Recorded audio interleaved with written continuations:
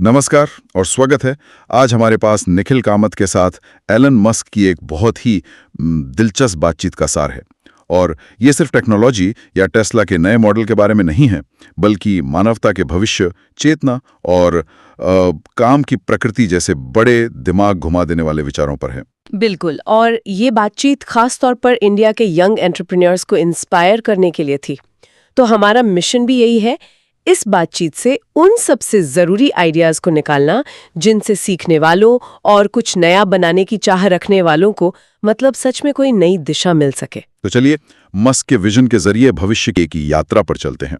शुरुआत करेंगे आज की एक सोशल मीडिया ऐप से और पहुंचेंगे एक ऐसे भविष्य तक जहां शायद काम और पैसे का कोई मतलब ही नहीं रहेगा।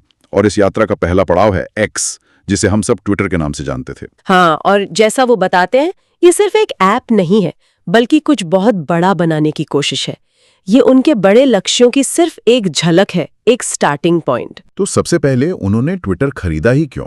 मस्क के अनुसार उन्हें लगा कि ये एक ऐसी दिशा में जा रहा था जिसका दुनिया पर बहुत बुरा असर पड़ रहा था। उनका कहना था कि सैन फ्रांसिस्को में बेस्ड होने की वजह से ये प्लेटफॉर्म बहुत ज्यादा लेफ्ट को बढ़ावा दे रहा था। यहाँ दिलचस्प बात यह है कि उनका लक्ष्य इसे संतुलित करना था, न कि इसे दूसरी एक्सट्रीम यानी राइट की तरफ झुकाना। वो कहते हैं कि अब एक्स का ऑपरेटिंग सिद्धांत सिंपल है, किसी भी देश के कानूनों का पालन करो, लेकिन उन कानूनों से आगे बढ़कर खुद से सेंसरशिप मत करो। मतलब एक ग्लोबल टाउन स्क्वायर बनाने की कोशिश। बिल्कुल, एक ऐसी जगह जहां पूरी दुनिया के लोग आकर अपने विचार रख सकें। सुनने में तो बहुत अच्छा लगता है, लेकिन भविष्य का क्या ये हमेशा टेक्स्ट बेस्ड ही रहेगा? मस्क का मानना है कि भविष्य में बातचीत ज्यादातर वीडियो की तरफ जाएगी, खासकर एआई के साथ रियल टाइम वीडियो। अच्छा, लेकिन वो ये भी मानती हैं कि एक्स की नींव हमेशा शब्द ही रहेंगे, क्योंकि टेक्स्ट में जानकारी बहुत मतलब घनी होती है, आप कम समय में बहुत कुछ समझ सकते हैं। लेकिन असली विजन इससे भी बड़ा है। तो फिर किस बारे में? उन्होंने चीन के वीचैट का उदाहरण दिया। वीचैट सिर्फ एक मैसेजिंग ऐप नहीं है। चीन में लोग उस पर अपनी पूरी डिजिटल जिंदगी जीते हैं। Messaging, payment, social media, taxi बुलाना, खाना ऑर्डर करना, सब कुछ एक ही जगह। सब कुछ एक ही ऐप पर? हाँ, एक्स के लिए मस्क का अंतिम लक्ष्य यही है, एक वीचैट प्लस प्लस, एक ऐसा यूनिफाइड ऐप जहां आप जो चाहें कर सकते हैं। मतलब एक ही ऐप में पेमेंट, मैसेजिंग, सोशल मीडिया, सब कुछ? भारत में तो हम यूपीआई, व्हाट्सएप और इंस्टाग्राम अलग अलग इस्तेमाल करते हैं। क्या ये वाकई काम कर सकता है, एक ऐप जो सब कुछ करे? यही तो उनका एम्बिशियस प्लान है। और यहीं से बात एक सामान्य ऐप से निकलकर एक बहुत गहरे दार्शनिक विचार तक पहुंच जाती है। मस्क एक्स को सिर्फ एक टूल के तौर पर नहीं देखते, बल्कि इंसानियत की सामूहिक चेतना, मतलब कलेक्टिव कॉन्शियसनेस ऑफ ह्यूमैनिटी को करीब लाने के एक जरिए के तौर पर देखते हैं। ओके, ये एक बहुत बड़ा लीप है। एक एवरीथिंग ऐप से कलेक्टिव कॉन्शियसनेस तक। ये सुनने में बहुत एब्स्ट्रैक्ट लगता है। इसका असल में मतलब क्या है? ये एक बहुत बड़ा दार्शनिक विचार है। मस्क ने डगलस एडम्स की किताब hitchhiker's guide to the galaxy का जिक्र किया। उस किताब में मजाक में जीवन, ब्रह्मांड और हर चीज के अर्थ का जवाब 42 आता है। हाँ, मैंने सुना है। मस्क का कहना है कि असल में जवाब आसान है, सवाल पूछना मुश्किल है। और हम ब्रह्मांड के बारे में सही सवाल तभी पूछ पाएंगे जब हम अपनी चेतना का दायरा और पैमाना बढ़ाएंगे। ठीक है, पर एक सोशल मीडिया ऐप इसमें कैसे मदद कर सकता है? उन्होंने एक शानदार उदाहरण दिया। एक अकेला इंसान स्पेसशिप नहीं बना सकता, नामुमकिन है, लेकिन हजारों इंसानों का एक समूह मिलकर बना सकता है। सही बात है। ठीक वैसे ही जैसे हमारे शरीर की एक कोशिका कुछ नहीं कर सकती, लेकिन 30 से 40 ट्रिलियन कोशिकाएं मिलकर एक सोचने समझने वाला इंसान बनाती हैं। इंसानों के समूह में कुछ तो खास है। एक्स जैसे प्लेटफॉर्म उनके हिसाब से इन सभी इंसानी दिमागों को एक साथ लाने का एक तरीका है। तो क्या इसका मतलब ये है कि टेक्नोलॉजी के जरिए हम सब एक बड़े दिमाग का हिस्सा बन जाएंगे? एक तरह से हाँ। उन्होंने स्वचालित अनुवाद, मतलब ऑटोमेटिक ट्रांसलेशन जैसी सुविधाओं का जिक्र किया। सोचिए, अगर जापान का कोई व्यक्ति जापानी में कुछ लिखे और भारत में कोई उसे तुरंत हिंदी में पढ़ सके बिना किसी रुकावट के। ये तो कमाल होगा। ये भाषाई बाधाओं को तोड़कर एक सच्ची वैश्विक बातचीत बनाने की दिशा में एक कदम है। ये सिर्फ जानकारी शेयर करना नहीं है, ये एक दूसरे के नजरिए को समझना है, जिससे एक ग्लोबल चेतना बन सके। ये आइडिया ही अपने आप में बहुत बड़ा है और मुझे लगता है ये हमारे सीधे उस टॉपिक पर ले आता है जो आजकल हर किसी के दिमाग में है, आर्टिफिशियल इंटेलिजेंस। और इसमें मस्क ने एक ऐसी भविष्यवाणी की है जो सच कहूं तो अविश्वसनीय लगती है। हाँ, और ये भविष्य उतना दूर नहीं है जितना हम सोचते हैं। उन्होंने एक बहुत कॉन्क्रीट टाइमलाइन दी है। उनके अनुसार 20 साल से भी कम समय में, शायद 10 या 15 साल में ही एआई और रोबोटिक्स की वजह से काम करना वैकल्पिक हो जाएगा, मतलब वर्क विल बी ऑप्शनल। रुकिए, इस बात को समझना बहुत जरूरी है। वो ये नहीं कह रही हैं कि नौकरियां बदल जाएंगी, वो कह रही हैं कि काम करने की जरूरत ही खत्म हो जाएगी। जरूरत ही खत्म हो जाएगी? हाँ, ये पैसे कमाने की जरूरत नहीं, बल्कि एक शौक की तरह होगा। जैसे आज कोई अपने बगीचे में शौक के लिए सब्जियां उगाता है। 1 मिनट, 15 साल में काम ऑप्शनल हो जाएगा? ये हकीकत से बहुत दूर की कौड़ी नहीं लगती है? आज भी दुनिया में करोड़ों लोग बुनियादी नौकरियों के लिए संघर्ष कर रहे हैं। ये कैसे संभव है? यह एक जायज सवाल है।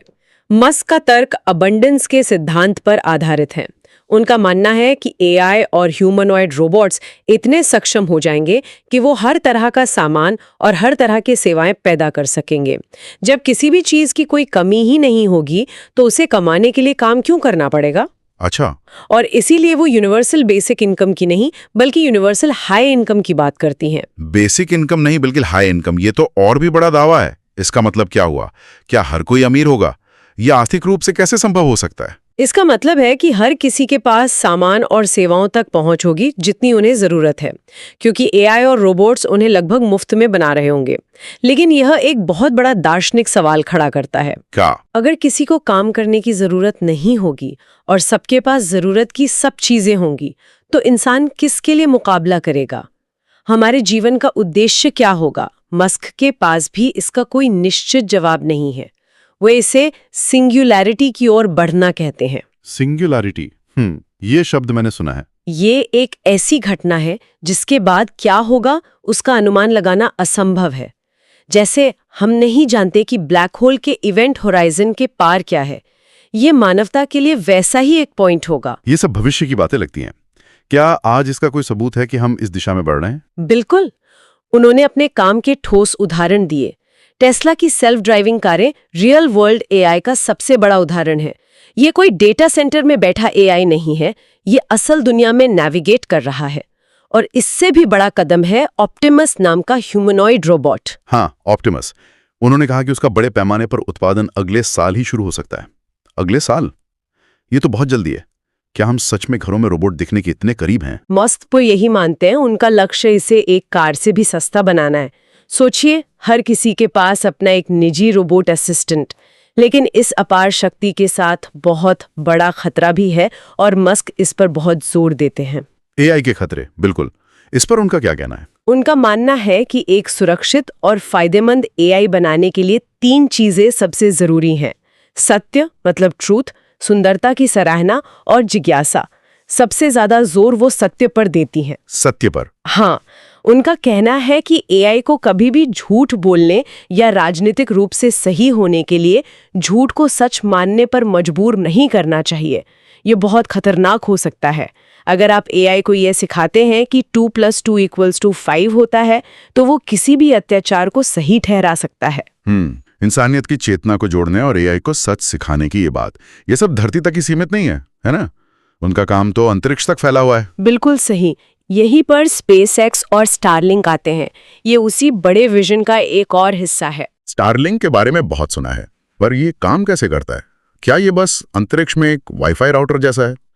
आप इसे अंतरिक्ष में लेजर का एक जाल समझ सकती हैं। ये लो अर्थ ऑर्बिट में हजारों सैटेलाइट्स का एक नेटवर्क है जो लेजर के जरिए एक दूसरे से जुड़े हुए हैं। इससे डेटा प्रकाश की गति से वैक्यूम में यात्रा करता है, जो फाइबर ऑप्टिक केबल के मुकाबले लगभग 50% तेज है। तो क्या मुझे अपना घर का ब्रॉडबैंड कनेक्शन कटवा कर स्टारलिंक ले लेना चाहिए? शायद नहीं, अगर आप एक शहर में रहते हैं। इसकी खासियत ये है कि उन जगहों के लिए गेम चेंजर है जहां पारंपरिक इंटरनेट नहीं पहुंच सकता। आपदा प्रभावित क्षेत्र, दूर दराज के गांव, समंदर के बीच में जहाज, इन सब के लिए ये क्रांति है। लेकिन शहरों के लिए नहीं? भौतिकी के नियमों के कारण ये घनी आबादी वाले शहरों में सेलुलर नेटवर्क का मुकाबला नहीं कर सकता। एक सैटेलाइट की बीम बहुत चौड़ी होती है, इसलिए कम आबादी वाले क्षेत्रों के लिए ज्यादा असरदार है। समझ गया। और अब आते हैं एक और दिमाग घुमा देने वाले विचार पर जो इस बातचीत से निकला।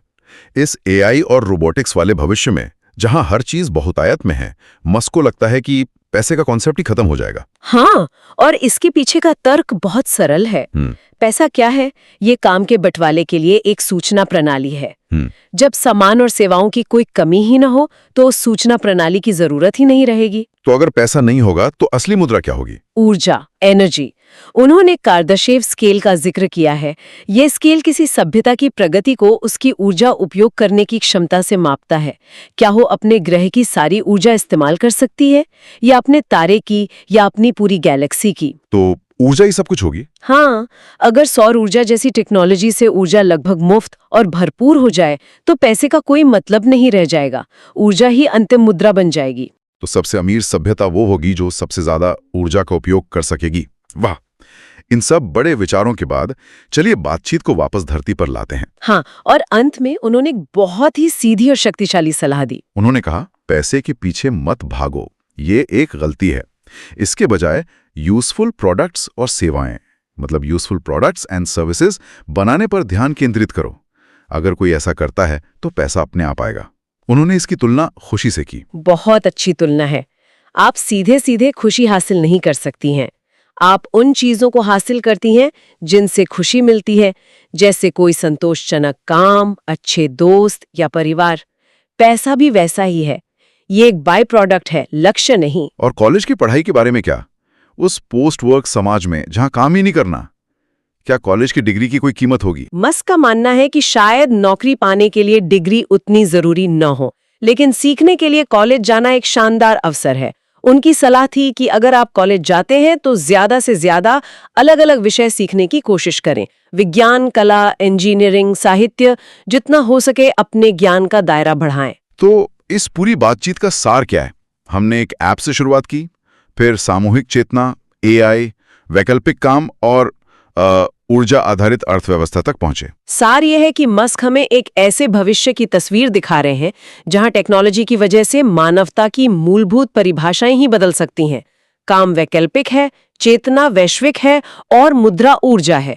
यह रोमांचक भी है और थोड़ा असहज करने वाला भी। यह हमें सोचने पर मजबूर करता है कि हम एक प्रजाति के रूप में कहाँ जा रहे हैं। बिल्कुल, ये सिर्फ भविष्य की टेक्नोलॉजी के बारे में नहीं है, बल्कि इस सवाल के बारे में है कि उस भविष्य में इंसान होने का क्या मतलब होगा। और इसी के साथ हम आज की चर्चा समाप्त करते हैं, लेकिन एक अंतिम विचार के साथ। इस बातचीत के बाद सोचने के लिए एक सवाल ये है, अगर काम और पैसे की जरूरत खत्म हो जाए और हमारी सभी भौतिक जरूरतें पूरी हो जाएं, तो मानवता अपना समय और ऊर्जा कहाँ लगाएगी? क्या हम वास्तव में दर्शन, कला और ब्रह्मांड के रहस्यों को सुलझाने की ओर लौटेंगे, या हम उद्देश्य और अर्थ के एक नए संकट का सामना करेंगे? ये एक ऐसा सवाल है जिसका जवाब